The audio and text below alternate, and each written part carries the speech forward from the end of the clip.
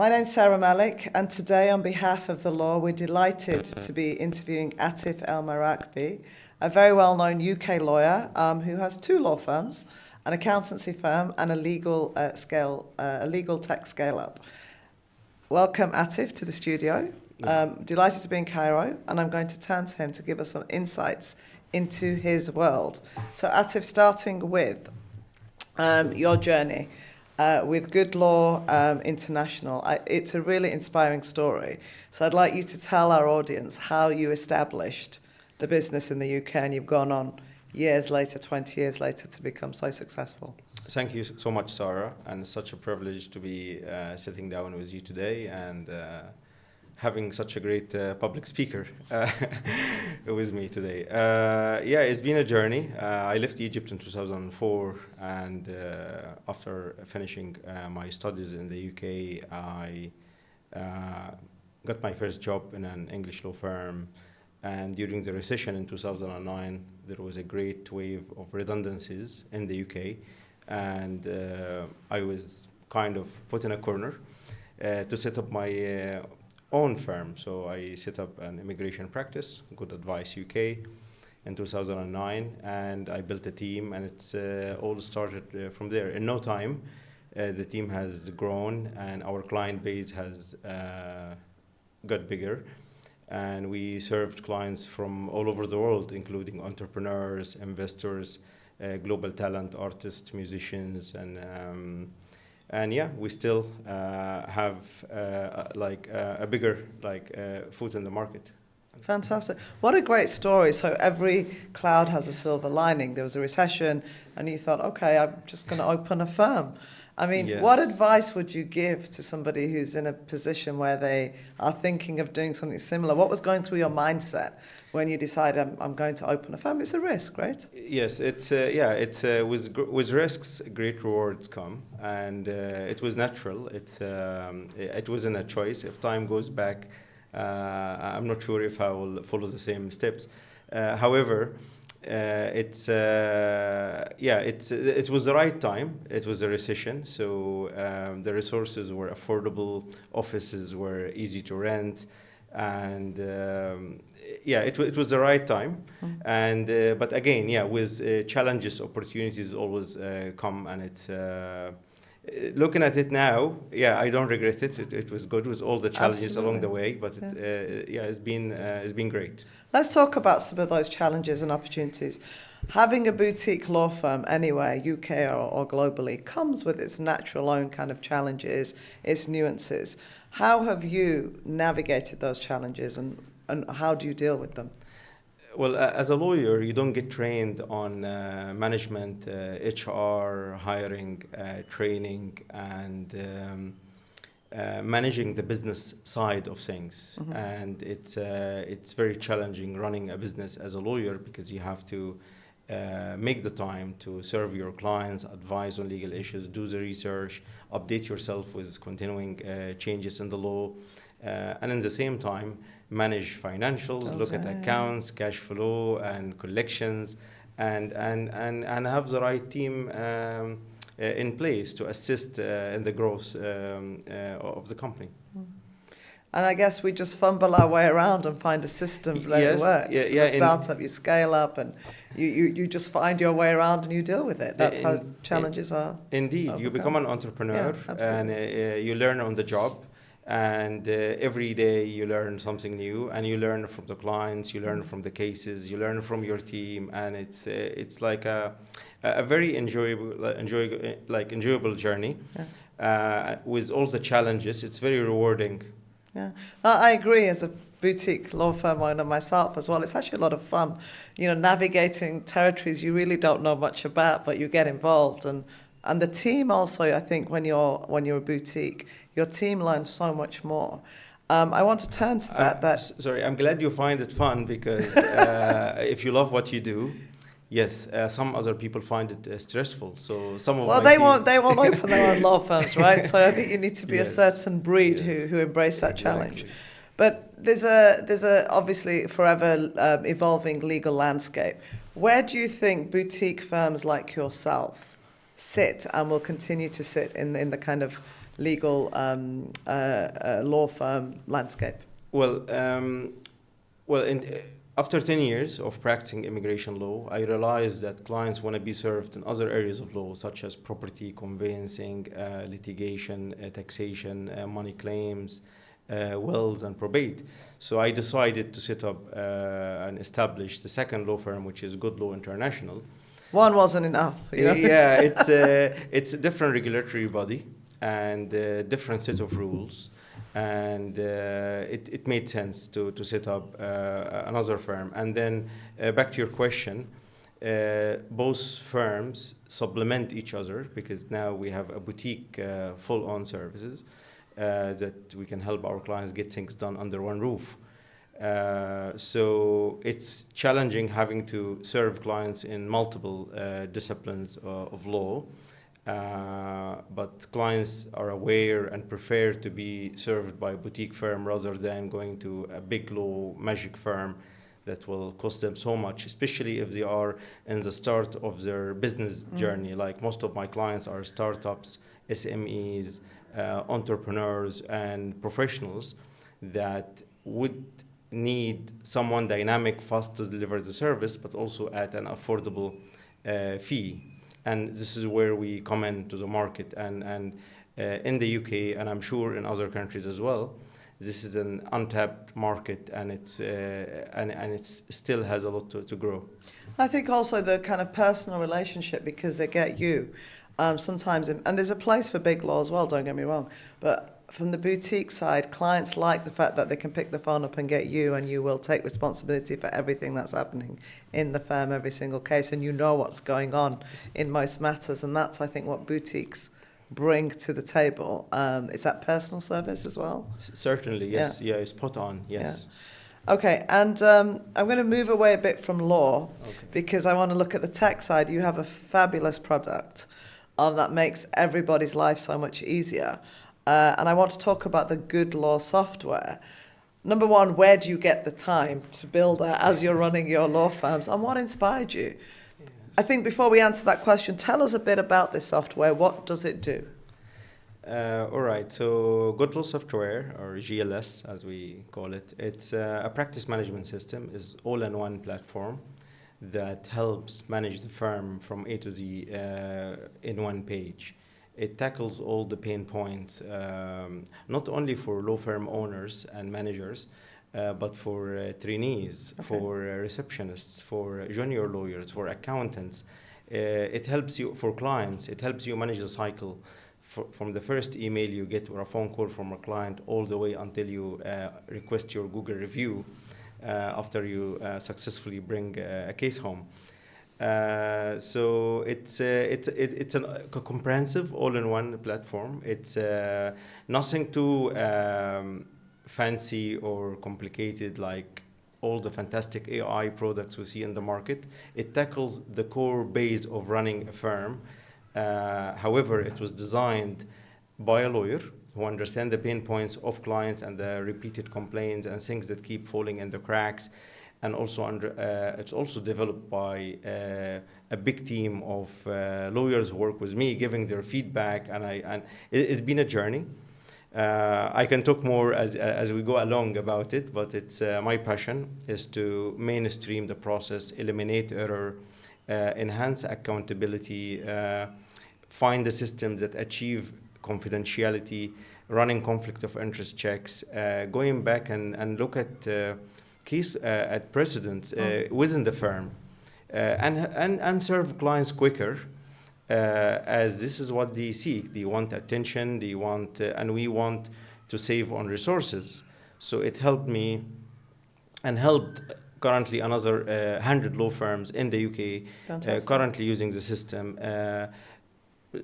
Operate as a big firm even if they have limited resources. What made you develop your own software? There was a gap in the market, you were frustrated. How did that journey start? I looked everywhere. My friends in the telecom business advised me that running a firm on an Excel sheet wasn't the way forward. And when they've seen the Excel sheet that I used for 10 years, they were amazed, but they said, no, you need to look at systems. And that was the first drive. Then I looked at systems. I had lots of demos with what was available in the market in 2018. I couldn't find. There were fantastic tech products designed by talented tech engineers, but not by lawyers. I think since then, the market has been driven by lawyers. So there is a lot of more products coming in the market, especially AI products developed by lawyers. But at that time, there was nothing. So I wanted to develop something that capture even email marketing campaigns to certain areas of law within the departments. So I wanted to capture the leads that come in, from the website over the weekend. I wanted to make sure that I don't use third parties' documents management system. I wanted to generate my own documents and sign my own documents and also store them and access them easily. And training staff in the UK is a very dynamic market, and you get staff coming in and leaving all the time, and training someone is always tough and challenging. So the system helps new trainee go through the processes of the firm in a very short time. Fantastic. And equally, I guess that applies for international clients. This system can work for lawyers across the board, whether you're big, small, in the UK, yes, in Egypt, in the GCC, wherever you might be. Yes, we have law firms that are even 1 or 2 users, and the system is fully customizable, so you can tailor it by currency, the VAT rate, your own branding as well, and it's hosted fully on the cloud by the biggest provider. It's GDPR compliant for data privacy and confidentiality. Well, Atef, you might have just signed up a new user. Sol may well be your next user I would love in to. the UAE. I'd love to see your product and see, because I've heard so much about it and how anything that makes our lives easier, has to be taken for, as a yes. It's really interesting that you developed this, and you developed it out of need, and because you couldn't, as you say, continue working just on an Excel sheet. Times change. And bringing together kind of legal tech, we've seen massive advancements in recent times in the whole legal tech innovation in the industry. What do you foresee will be the biggest trends in legal tech going forward? And does your software kind of complement those? Can it adapt to those? What's your view? Well, I see fantastic products in the market, brilliant ideas, dealing with specific issues like generating court bundles, analyzing and summarizing litigation bundles, with some litigation and arbitration cases, areas of law that you or well versed in. You see the volume, sheer volume of documents. So handling large contracts. So definitely those products will enhance the speed in delivering those documents and help lawyers navigate through them quickly. However, it will never replace the personal relationship that the client wants to have. AI is still not capable of identifying conflict of interest issues or knowing what to do in a specific situation. So they are a great advancement in certain areas to save time and get research, basic research on new areas that you're not familiar with, but they wouldn't still serve the main issues of running the relationship between many parties, between trainees, the clients, and the courts if you're dealing with litigation. That takes you nicely to my next kind of question. What do you say as a person who uses the tech, a person who runs a law firm, a person who's seen the benefit of the tech, a person who's rolled it out to 100 plus law firms? You still have so much unknown about the AI. You have so much hesitancy. The majority of firms are probably not using it worldwide, right? AI, the way they could, or tech. So what do you say to those individuals who are like, how do you convince them to say, actually, it's a good thing? I'm somebody, I don't want to use it. You tell me why I should buy into this AI and this tech and this legal tech.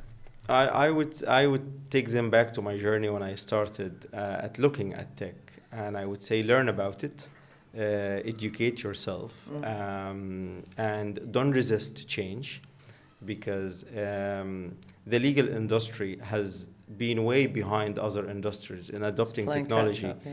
And playing catch up, as you rightly said. And I would say take the risk, allocate some time, to learn about it. If you like it, if you understand it, and if you think it will help you adopt it, and then you will see a couple of years on, life will be a lot easier, and you would grow financially as well. So it's a good investment in terms of ROI.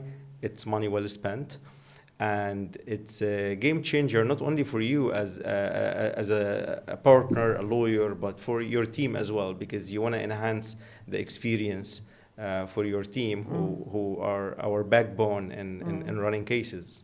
I like that answer, because what you're saying is I invite you to the table, I invite you to actually tackle the fear of the unknown, see what's around, see what's available, and then decide if it's for you. Yes. So it's not a hard sell. It's like, if you don't understand it, get your head around it. Yes. And then you'll see, I don't need to sell it to you, you'll see the benefits for yourself. That's got to be the best way. So it's a great exactly. answer. And it's become mandatory as well. Yeah. So it used to be a luxury for big law and magic firms to adopt tech, but nowadays with most governments are digitalizing their services, it will be mandatory very soon. Yeah, fantastic.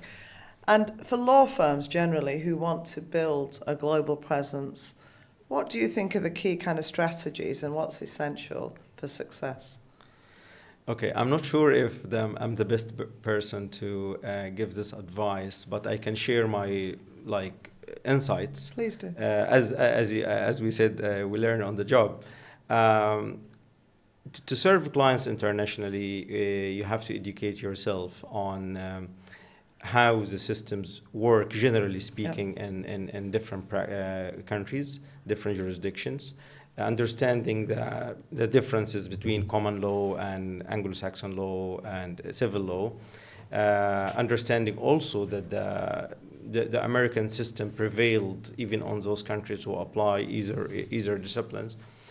You have to also understand that you cannot serve clients in every single area of law, and you have to learn how to outsource, how to work with partners in different jurisdictions, and develop relationships with key players in other areas of law in other jurisdictions. Fantastic.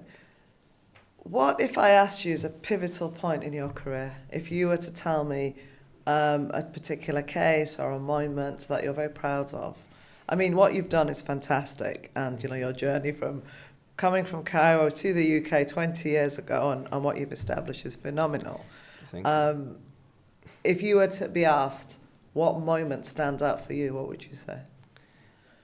Serving clients is always a joy. Bringing a case, a challenging case, into a good outcome, and getting the appreciation or the satisfaction from client is the best moment in every lawyer's life, because this is where you know that it was worth it. All the the hassle, the hard work, the challenges, it was worth it at the end.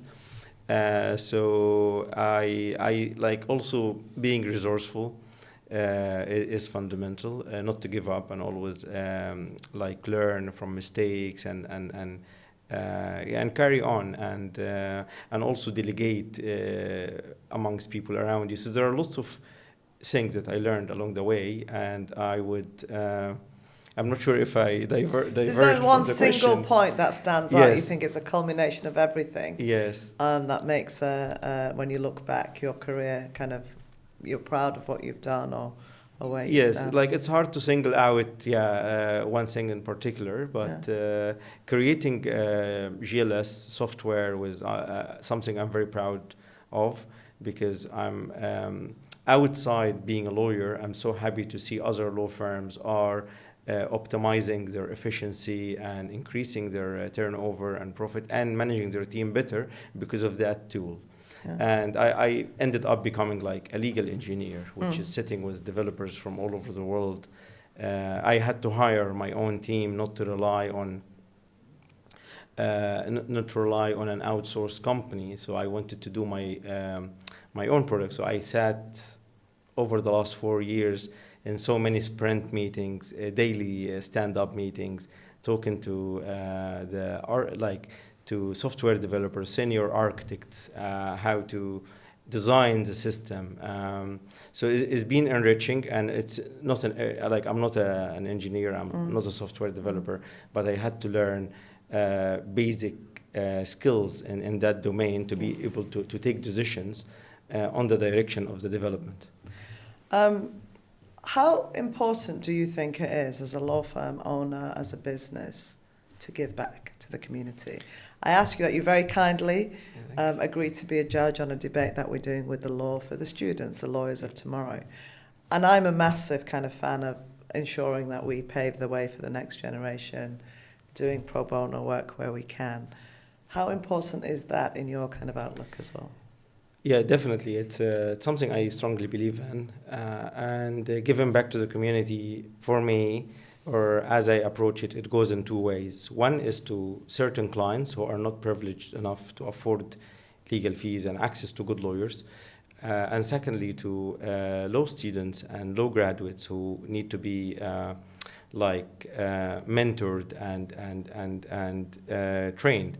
So on the first aspect, my background is human rights law. My first master's was in human rights law in the UK, and I worked for a couple of international organizations dealing with victims of conflict, and I still relate to this. Before I became a business immigration lawyer and a property lawyer and a litigation lawyer, my first love was human rights. And until today, I have a humanitarian section in the immigration department that deals with pro bono. We take one case every month for those who cannot afford a lawyer or are in a situation where they can't. And we get those referrals from human rights organization, charities in the UK, and it's very fulfilling giving this back. I don't think it's a charity as a law firm to do that. I think it's a duty, a natural payback to others who cannot find fees to pay a lawyer or have fair access to a judicial system that sometimes is very complicated and expensive. Yeah. I absolutely agree, and I think it's so important to kind of always give back. And that, as I think your answer's shown us, it gives you a real sense of satisfaction when you do or are able to do that. Okay, let's wrap up with you. Tell me where we're going to be in 5 years with good law or with the software. Where do you see the future? Where do you see the software having an impact? Where do you see your firms? Well, again, this is one of the questions that are always hard to answer. I'm a spontaneous person. What drives me is new challenges, solving problems, being resourceful. I would love to see Good Law International more active in the international space, working more with law firms in local jurisdictions like Egypt, Emirates, Saudi, other Gulf countries. Those who are not represented in the UK already or don't have access to the big law and have clients that they want to serve in the UK, I would love to develop those relationships with those firms and just in the coming couple of years to show them that there is someone that can be their local man or woman on the ground, a local team on the ground in London, helping them to serve their clients. So watch this space then, Atef. It's let's see, inshallah, where you grow and where we get. I mean, your journey's been absolutely inspirational. Yes. You must be very proud of where you've got to and where you're going to go. Yeah, to an extent, yes, I'm proud. But also when you look at other people's stories and you feel humbled as well. And you often don't want to talk about it because everybody around me is has kind of a unique, unsuccessful story in a way. And when you meet a new person, a lawyer, a corporate person, or you want to learn about their journey rather than telling them about your journey. And it's it's also a skill that I acquired is to, so yes, so thank you so much. And also, I've been one of your fans, I would say, because your journey is quite unique as well, moving from the UK to Emirates and starting your own brand and dealing with such large litigation and arbitration cases, taking on arbitration from scratch and becoming a brand name. I think it's not, and I'm sure many of our audiences would know your story in detail, but that's something also that to look up to, and it would be an inspiration to everybody. Likewise with you, I mean, coming from Egypt, establishing yourself in the UK. UK is not an easy market. I've worked there, right? It is a lot of competition. So, you've done extremely well. Yes, and I think an inspiration to all those who aspire from Cairo, from Egypt, that you can make it, you can go out internationally. It's a mindset. And sometimes opportunity comes where you think there's none, i.e. in the middle of a recession. Yeah, precisely, yes. And many businesses actually started during the recession. And the UK is a fantastic play field for like working hard and achieving goals, because you don't have external obstacles that you might have in other jurisdictions. The system is fair. There is equal opportunity. If you're hardworking, if you don't take no as an answer, and if you really work hard and smart and be fair to yourself and to others, it's a great market to actually grow. I am not sure if I've started my business in other countries, I would have had the same success. But I'm glad. I'm sure you would. It's a mindset wherever you go. It's you always think about about how could it be if you started somewhere else. But I'm glad. I think I would say thank you for joining us in Egypt, but it should be the other way around, because this is your home. Exactly. But just also with the globalization, and we talk about globalization, I think you and I have met in Doha, in Riyadh, now in Egypt. We've met more outside the UK or the Emirates than anyway. Exactly. And that's a way of kind of international law nowadays. Exactly. It's something very dear to my heart, coming back to Egypt after 20 years and connecting again with the Middle East. Because this is where I grew up, this is where I studied initially. And coming back after 20 years, from 2004 to 2024, I see a different ecosystem. Yeah. I see big law firms that actually operating fantastically, as good as British and American and global law firms. Yeah. So I'm so impressed, and I'm glad that I'm reconnecting back to my home and my friends and my law network. And on the topic of students, if there is any advice I would give to new entrants to law, whether students or fresh graduates, network, keep your contacts,